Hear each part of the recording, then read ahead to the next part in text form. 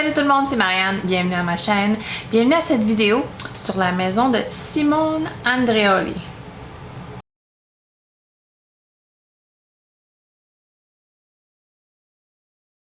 J'ai découvert cette maison-ci en feuilletant les parfums disponibles sur Uniq, comme que je fais souvent.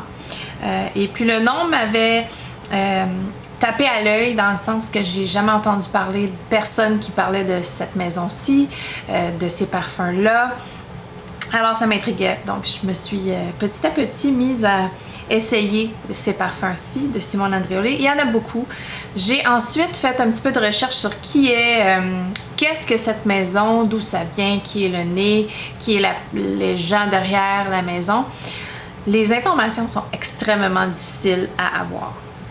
Il n'y a aucune description des gens impliqués sur leur site internet. C'est très difficile de se procurer ces parfums-là. Tu ne peux pas les acheter n'importe où. J'ai trouvé une place aux États-Unis sur Fragrance.net qui les vend, mais pas tous, pas tous les parfums.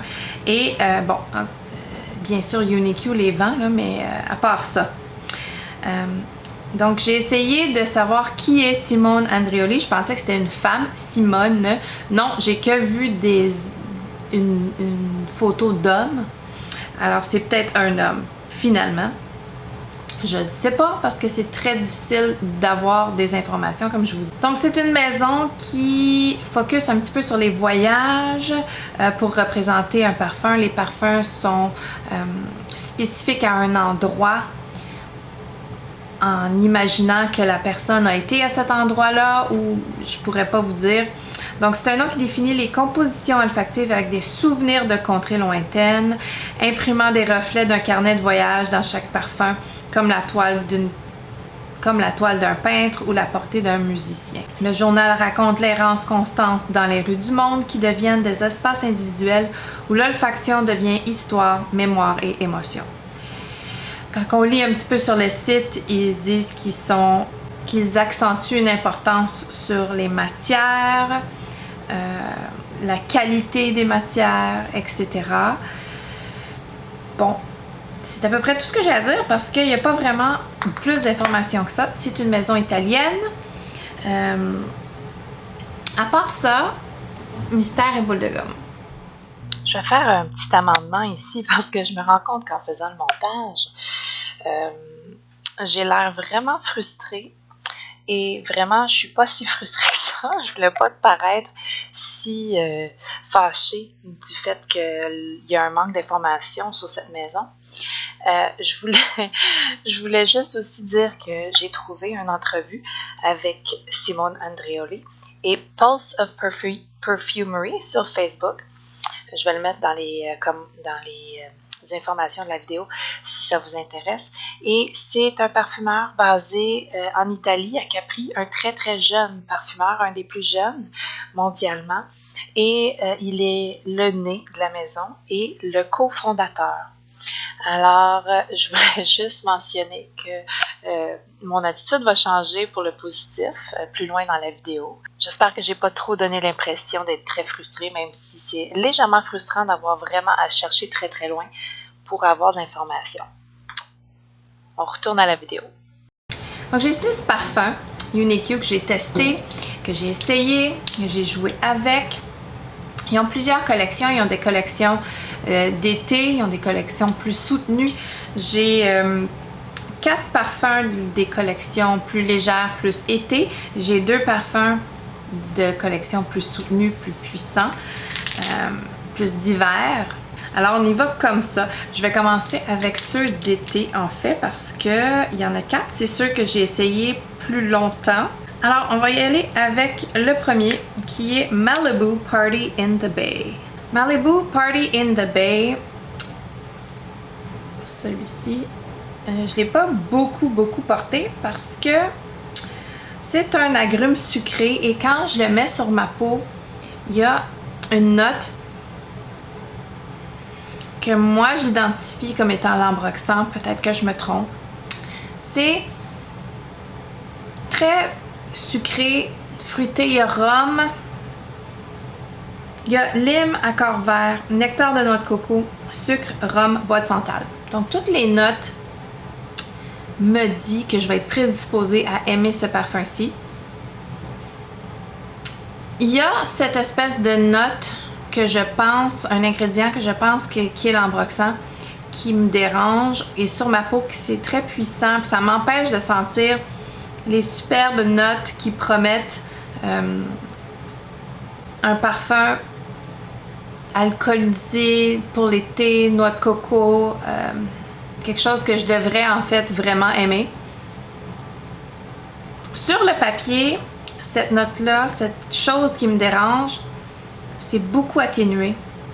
Mais sur la peau, sur ma peau en fait, c'est très amplifié. Donc j'ai de la difficulté à aller outre ça. C'est pas mon préféré à cause de cette chose qui me dérange. Et puis, c'est malheureux parce que toutes les notes promettaient quelque chose de tropical et de boisson tropicale que j'aurais aimé avec la noix de coco et le rhum. Donc, celui-ci était un petit peu décevant à mon avis. Ensuite, le prochain, c'est Sunplosion. Sunplosion que j'ai énormément aimé, qui est un parfum tropical, fruité, avec de la mangue. Ah oui, très très très fruité, superbe. Vraiment un super parfum d'été, là. Assez différent de ce que je connais d'habitude. Donc, mangue, guava, eau de noix de coco, lime, bois de santal, hibiscus.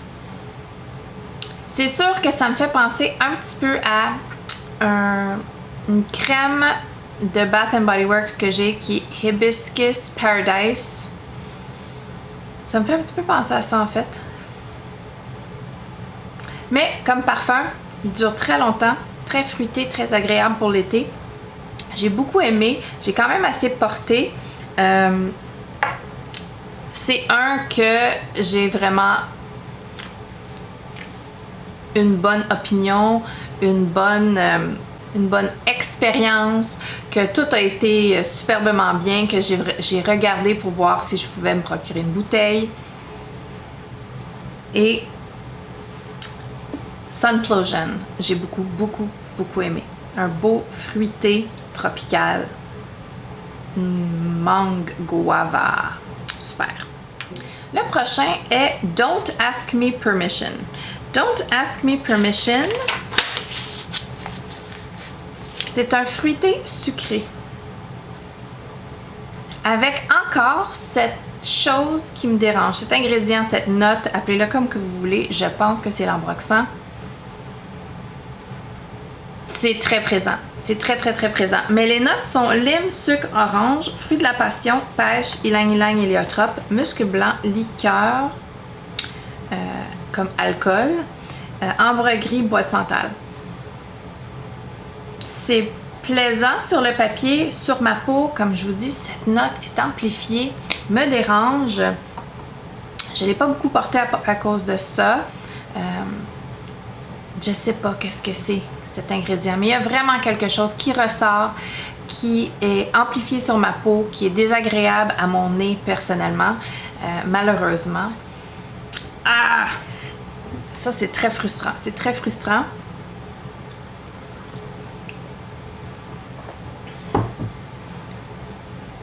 Donc, Don't Ask Me Permission, c'est pas mon préféré.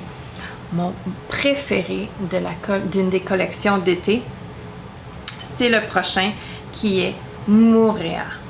Mouréa est un floral frais marine. Et celui-ci, je l'ai beaucoup porté cet été. Je l'ai vraiment beaucoup aimé. J'aimerais vraiment ça m'acheter une bouteille complète. Ah oui. Donc, les notes sont notes marines, lime, néroli, bergamote, ylang-ylang, tiare, narcissus, feuille de violette, patchouli, ambre, vétiver. Les notes de fond sont très en arrière dans ce parfum-ci et c'est un beau floral frais marine. Les notes marines, d'habitude, c'est pas mes préférées, mais ici, ils travaillent super bien ensemble. C'est unisexe, mais c'est quelque chose que j'adore porter et j'adore les floraux ici. C'est superbe, vraiment superbe. C'est longue tenue pour un floral frais, là. d'été. Vraiment, là, j'ai été très impressionnée. Je l'aime beaucoup, beaucoup, beaucoup. Et il fait partie de ma wishlist. Les deux prochains, c'est des parfums dans la collection plus soutenus, plus forts, plus hiver, sont dans les bouteilles noires. Le premier, c'est Smoke of Desert, qui était anciennement appelé Smoke of God, et j'imagine que parce que c'est le mot God, il a fallu qu'il les change. Il a fallu qu'il retire le mot peut-être du titre. Smoke of Desert, c'est un parfum très, très, très encens un petit peu qui me fait vivre des souvenirs d'encens dans les églises catholiques. Je suis catholique.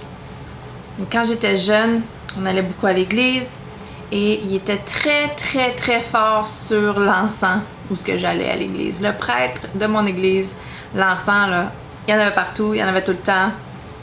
C'était très, très, très fort. Et ça, c'est le style d'encens qui me fait penser à l'église. Donc, il y a de la résine d'élémie, de l'encens, du styrax. Ensuite, il y a de l'améris, absinthe, bois de cachemire. Et dans les notes de fond, il y a de l'encens et du cuir. Je sens pas le cuir. Je sens vraiment l'encens qui brûle. L'encens du style église catholique. Et c'est pas du tout désagréable. J'ai un petit penchant pour l'encens ces temps-ci. C'est pas quelque chose que j'aimais avant du tout. Et maintenant, de plus en plus, de mieux en mieux.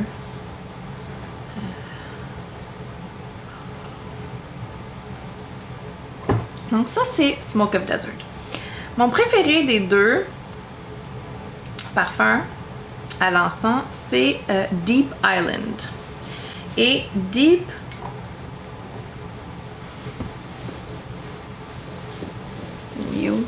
Island. Ah, ici.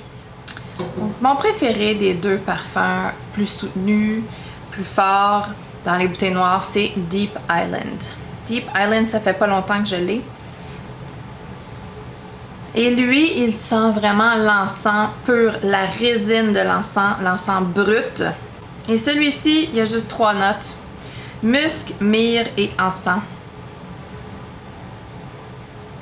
Et la sorte d'encens que je sens, c'est le frankincense. Vraiment, là, l'élément brut. C'est lumineux, c'est légèrement citronné. C'est vraiment le matériel brut que je sens. C'est absolument fabuleux.